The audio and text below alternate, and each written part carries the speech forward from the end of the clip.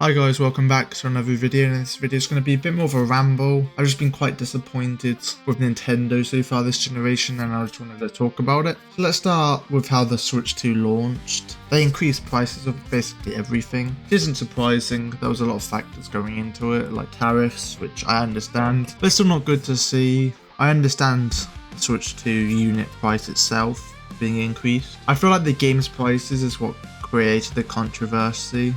That they were increased, and everyone knows when one company does it, allows another company to do it, and you saw this with Microsoft. They raised like prices on their games, like Borderlands 4 was increased, but then because of all the backlash, they listened, they ended up lowering the price, which is good to see. But Nintendo sadly didn't do that. Nintendo did start that, and Nintendo knows their fans are still gonna invest in their games even if they increase the prices. It's the only way to play them is on their platform, so Nintendo have that advantage unlike Microsoft. But before the Switch 2 came out, I was so hyped for Mario Kart World. Even with the awful directs that happened, I'm still so hyped. And when it came out, first week I had so much fun on this game, loved the free roam.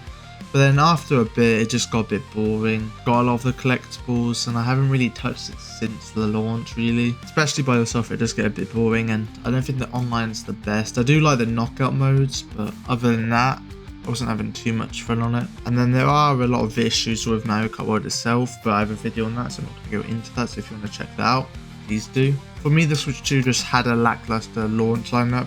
The only game that really impressed me was Cyberpunk, and I really enjoyed that. For a handheld game to look that good and run that smoothly was so impressive, so I love to see that. And it just showed off what the Switch 2 is capable of, so I feel like that was a brilliant game to have at launch. But other than that, there wasn't really any other third-party games. There was Street Fighter, Cyberpunk, and then the upgraded Hogwarts Legacy, which was a needed upgrade. The Switch 1 version was awful. I wasn't really intrigued by any other games, and Mario Kart World was like their only first-party game, and I thought Nintendo would make more, but it literally was just Mario Kart World. And I think Nintendo thought that would be enough. They probably thought that would be enough to Donkey Kong Bonanza at least. And for some it might have been enough, but for me, who has such a short attention span, thanks TikTok. So I went to PC gaming quite quickly. I thought I'd be on the Switch a lot longer than I was, but I didn't really stay that long. And although there are some really good games, I managed to play a lot of Switch 1 games that I missed out on. There wasn't really many Switch 2 games that kept me playing. But we get to Donkey Kong Bonanza's release, and honestly this is one of the best games I've ever played. It's like the perfect platform game. I have so much hours on this game, it's quite concerning really.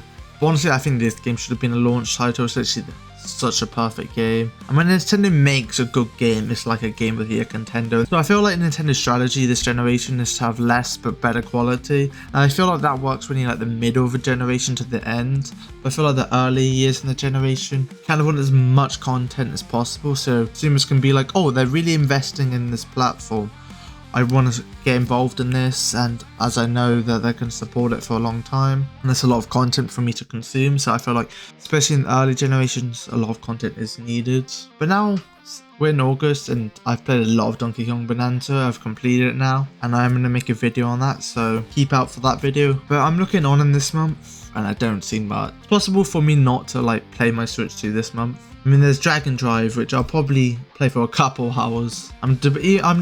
But I'm even debating on whether or not to get that. I feel like it is a very gimmicky game. And then there's also a Kirby DLC, which that game is really good, but I don't even have it, so I don't think the DLC is going to make me get the game. And there isn't really any third-party games this month that's coming out. So the next game I'm really looking forward to is Pokemon Z2A, and that's in October, so I have to wait 2 months for that. I have to wait 2 months for the next Nintendo game.